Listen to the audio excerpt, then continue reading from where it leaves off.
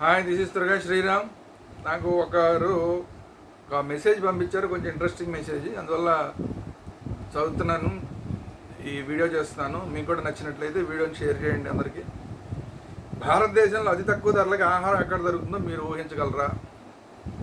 ఊహించగలిగితే ఎక్కడ దొరుకుతుందో మీరు చెప్పండి.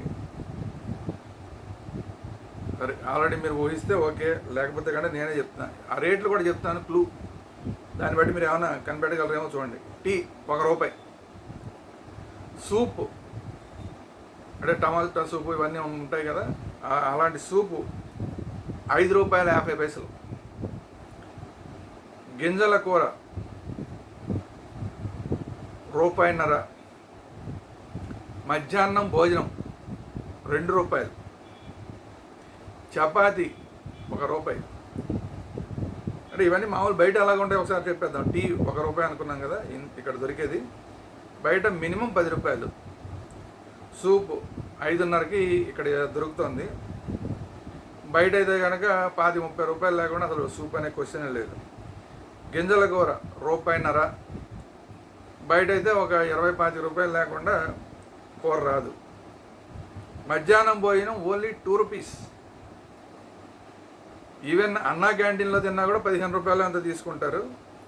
ఇక మనం బయట తినాలంటే ₹100, ₹70 నుంచి ₹100. ఇంకా పెద్ద పెద్ద హోటల్కి వెళ్ళిన దగ్గర నుంచి $300 దాకా కూడా ఉంటుంది. అది కేవలం ₹2కి భోజనం. చపాతి ₹1.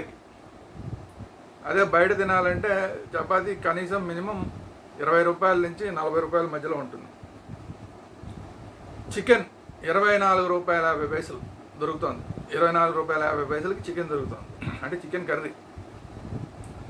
బయట అయితే మినిమం ₹70-80 లేకుండా అసలు దొరకదు. కేక్ కేవలం ₹4. బయట ₹25-30 లేకుండా కేక్ దొరకదు. బిర్యానీ కేవలం ₹8కి దొరుకుతుంది. బిర్యానీ బయట ₹150. చేప గ్రేవీ ₹13 ఇక్కడ దొరుకుతుంది. అదే బయట అయితే కనుక ₹60-70 లేకుండా అసలు దొరికే క్వశ్చన్ లేదు. సో ఇన్ని క్లూలు ఇచ్చాను కాబట్టి మీరు ఈ పాటికి తెలుసుకుని ఉంటారా ఎక్కడో? ఒకవేళ తెలుసుకోకపోతే నేను చెప్తున్నా, ఇవన్నీ భారతదేశంలో పేదలకు అందుబాటులో ఉండే ఆహార పదార్థాలు. ఇవి ఇప్పుడు ఇంతకీ ఎక్కడ దొరుకుతున్నాయో తెలుసా? ఇంత తక్కువ ధరలకి ఎక్కడ దొరుకుతున్నాయో తెలుసా? ఇండియన్ పార్లమెంట్ క్యాంటీన్లో అంట. అంటే ఢిల్లీలో మన పార్లమెంట్ ఉంది కదా, ఆ పార్లమెంట్ క్యాంటీన్లో ఇలా ₹1కి టీ, ₹4 ఎంత చపాతి, ₹1కి చపాతి. టీ ₹1, చపాతి కూడా ₹1. భోజనం ఏమో ₹2. ఇట్లా అంటే వీళ్ళెవరు చాలా పేదవాళ్ళు అనమాట. వీళ్ళంతా పార్లమెంట్లో వచ్చే పార్లమెంటేరియన్స్, ఎంపీస్ అందరూ పాపం చాలా పేదవాళ్ళు, తినలేరు, కొనుక్కుని తినలేరు అని చెప్పి ఇంత తక్కువ ధరలకు ఇస్తున్నారు. ఈ పేదవాళ్ళకి నెలసరి జీతం ఎంత తెలుసా? 80,000. 80,000 నుంచి 2 లక్షల దాకా కూడా ఉందంట. దీనికి ఈ 2 లక్షలకి తోడు ఇంకా అలవెన్స్లు కూడా ఉంటాయి. మళ్ళీ వీళ్ళు 5 ఏళ్ళు ఉండేది, 5 ఏళ్ళు, 5 ఏళ్ళ తర్వాత మళ్ళీ ఓడిపోయి ఇంటికి వెళ్ళిపోయినా కూడా వీళ్ళకి జీవితకాలం పెన్షన్ కూడా ఉందంట. మరి అంత పేదవాళ్ళకి మరి అంత ఇవ్వాలి, న్యాయమే కదా అంత తక్కువ రేట్లకి అవన్నీ అమ్మటం. ఇది సమాచార హక్కు చట్టం ద్వారా కొంతమంది తెలుసుకున్న విషయం ఇదంతా. సో ఇది మొత్తం దేశ ప్రజలందరికీ తెలియాలని చెప్పి వీళ్ళు షేర్ చేస్తున్నారు. ఎంత అన్యాయం ఏంటి! బయట పేదవాడికి, ఏ పేదవాడికి ఈ రేట్లలో దొరకవు, అంత పెద్ద పెద్ద ఎంపీలకి అంత తక్కువ రేట్లకి ఇవ్వడం అవసరమా? ఇది క్వశ్చన్. వీళ్ళు చెప్తున్న జోకుల్ని ఫార్వర్డ్ చేస్తుంటాం, ఏదేదో ఫార్వర్డ్ చేస్తుంటాం. ఈ మెసేజ్ని కూడా ఫార్వర్డ్ చేయండి అంటున్నారు. సో అందువల్ల నేను వీడియో చేస్తున్నాను. సో మీరు కూడా ఈ వీడియోని అందరికీ ఫార్వర్డ్ చేయండి. ఫార్వర్డ్ చేస్తే అందరూ కూడా ప్రశ్నించాలి. ఎందుకంటే పార్లమెంటేరియన్స్కి అంత తక్కువ రేట్లకి ఇవ్వడం అవసరమా అనేది అందరూ ప్రశ్నించాల్సిన అవసరం ఉంది.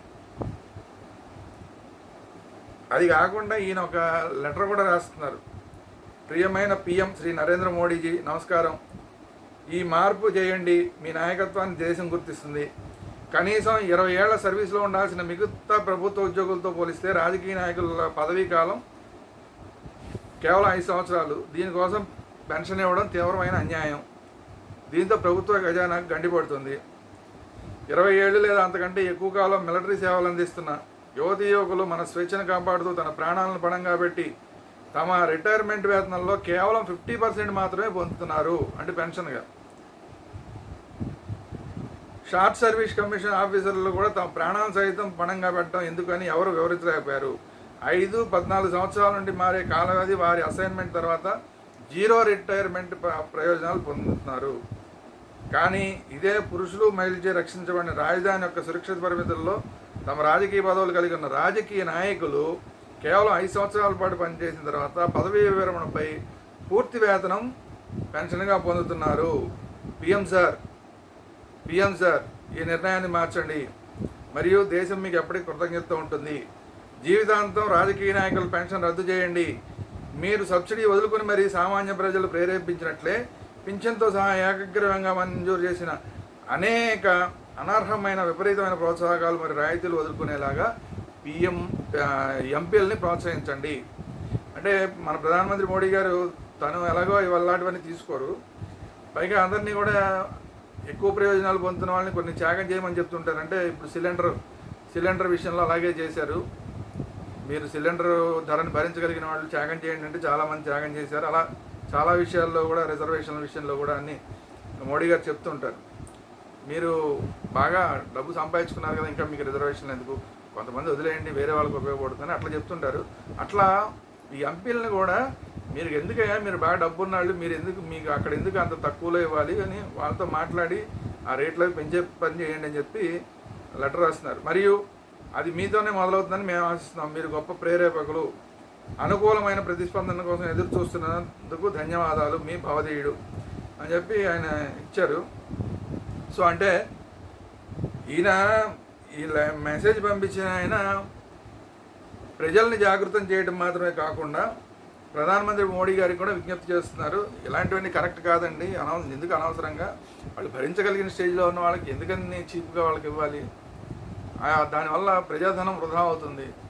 ఈ డబ్బులు వీళ్ళ దగ్గర నుంచి మామూలుగా బయట ఎంత ఉందో అలాగే తీసుకుంటే కానీ ఆ డబ్బులు ఇంకో దగ్గర వాడచ్చు కదా అనేది ఈయన ఉద్దేశం. సో మంచి మాట ఎవరు చెప్పినా కూడా మనం కూడా ప్రోత్సహించాలి కాబట్టి నేను ఈ వీడియో చేయడం జరిగింది. ఈ వీడియోని మీరు కూడా అందరికీ షేర్ చేస్తే కనుక ఇలాంటి మెసేజ్లు మొత్తం ప్రజల్లోకి వెళ్ళి కొంత చర్చనీయాంశం అవుతుంది. కొంత చర్చ జరిగితే మోడీ గారు లాంటి వాళ్ళు కూడా, లేదంటే అక్కడ స్పీకర్ గారు, పార్లమెంట్ స్పీకర్ గారు ఒక నిర్ణయం తీసుకుంటే కనుక మామూలు బయట హోటల్లో ఎలా ఉన్నాయో అక్కడ కూడా అలాగే ఇచ్చే అవకాశం ఉంటుంది. దానివల్ల ప్రజాధనం కొంచెం మరి దుర్వినియోగం కాకుండా ఉంటుంది. సో ఈ వీడియోని అందరూ షేర్ చేయండి. ఈ వీడియో నచ్చినట్టయితే లైక్ చేయండి, కామెంట్ చేయండి, షేర్ చేయండి. అలాగే వేదాంత ఛానల్, ఇందులో పాలిటిక్స్కి సంబంధించినవి, క్రికెట్కి సంబంధించినవి, భక్తికి సంబంధించిన అన్ని రకాల వీడియోలు వేదాంత ఛానల్లో వస్తుంటాయి కాబట్టి వేదాంత ఛానల్ సబ్స్క్రైబ్ చేయండి. At the same time political Vedanta channel కూడా సబ్స్క్రైబ్ చేయండి. ఎందుకంటే ఇలాంటి పొలిటికల్ అంశాలన్నీ కూడా పొలిటికల్ వేదాంత ఛానల్లో కూడా వస్తుంటాయి కాబట్టి పొలిటికల్ వేదాంత ఛానల్ని, వేదాంత ఛానల్ని రెండింటిని సబ్స్క్రైబ్ చేసుకోండి. Thank you.